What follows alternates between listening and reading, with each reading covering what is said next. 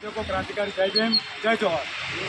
साथियों, आज डूंगरपुर फैक्ट्री पर ज्ञापन देना यानी कहीं न कहीं हमें हमारे समाज को बहुजन समाज को कहीं न पीड़ा पहुँची, इसलिए हमें यहाँ आना हुआ। जैसे कि 17 दिसंबर को जो अमित शाह ने जो टिप्पणी की वो एक इतनी होशो हवास के बिना उन्होंने ऐसी तो टिप्पणी की है तो बहुजनों का आक्रोश है। सबसे पहले अमित शाह जहाँ कुछ बात अपनी रख रहे थे विपक्ष के सामने, वहाँ तक उसको नकारा भी नहीं जाता, लेकिन अम्बेडकर साहब के ऊपर उन्होंने अपने विचार दिए वो बिल्कुल कठोर शब्द से उन्होंने कहा कि अम्बेडकर कहने से अगर किसी भगवान का नाम लिया होता तो तुमको स्वर्ग मिलता। अरे अमित शाह जी, हम आपको इस चैनल के माध्यम से और इस न्यूज़ के माध्यम से पता नहीं थे। अरे तुम्हारा भगवान कौन सा भगवान था जो हमारे गले में हांडी लगवाई, झाड़ू लगवाया? तुम्हारा कौन सा भगवान था जो हमारी माताओं को जिंदा जलाया? तुम्हारा कौन सा भगवान था हमारी छोटी बेटियों के साथ बलात्कार किया? तुम्हारा वो कौन सा भगवान था जो हमारी सती प्रथा लागू की? वो तुम्हारा कैसा कौन सा भगवान था जो दलितों के महिलाओं पर हस्तन कर लिया था? वो भगवान, वो तुम्हारा सतयुग था, वो हमारा कलयुग था। जो आज हमारे बाबा साहब का जो बनाया हुआ कलयुग है, तुम्हारा कलयुग है, वही हमारा सतयुग है।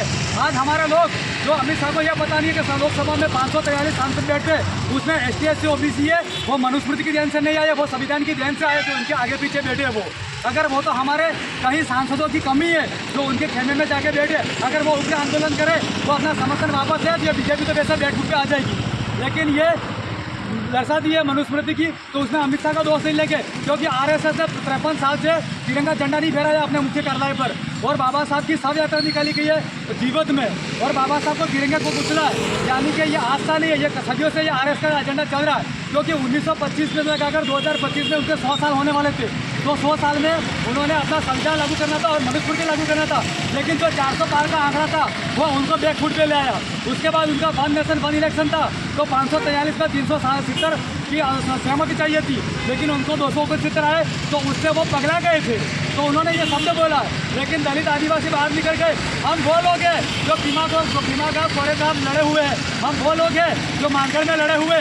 भाई हमने माफ़ी नहीं मांगी जेलों में लेके हमारे लोगों ने, और आज दिल्ली के इंडिया गेट में उनके पास है, वहाँ जाके देखते दलितों कितने दलितों ने जान दी है। तो जैसे कि बीजेपी सरकार आती है तो संभल यूपी में चुनाव होते हैं तो पुलिस की गोली के द्वारा डराया धमका के चुनाव किया जाता है। महाराष्ट्र में सरकार आती है तो महाराष्ट्र में भी दंगे करवाए जाते हैं, संविधान की प्रति कराई जाती है और बाबा साहब का स्टैच्यू तोड़ा जाता है। बिहार में भी दिन दहाड़े बलात्कार हो रहे, और राजस्थान में सीताराम की महफिल होती है। जहाँ बीजेपी की सरकार है, जहाँ RSS का पावर चल रहा, वहाँ दलित आदिवासी खतरे में।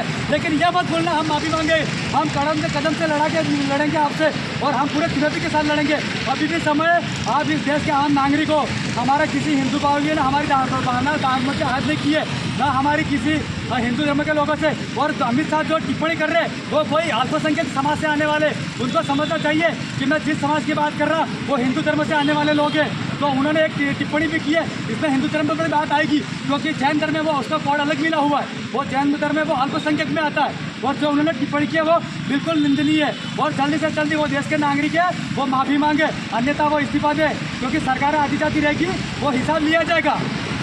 और हम ये कह रहे हैं कि बहुत जल्दी से जल्द बड़ा धरना प्रदर्शन, बड़ा उग्र आंदोलन किया जाएगा। कल प्रदेश भर में BSP का भी प्रदर्शन चल रहा है, तो समय रहते माफ़ी मांग लीजिए। आप इस देश के नागरिक हो, तो नागरिक से माफ़ी मांगने से कोई छोटा नहीं होता, कोई बड़ा नहीं हो जाता, उसमें आपका बड़ापन रह जाए, आपको माफ़ी मांग लेनी चाहिए। अब तो ज़्यादा कांड करने से तो अब लोग पढ़ने लिखे लग गए, भोजन लग गए, और हमारा लोग पढ़ने लिखे लग गए। अब ये सवाल पूछेंगे आपसे, अभी भी वक्त है, चुनाव सामने है। जय से अपनी वाणी को विराम देता। जय भीम, जय भीम, जय संविधान, जय संविधान, जय जोहर, जय जोहर।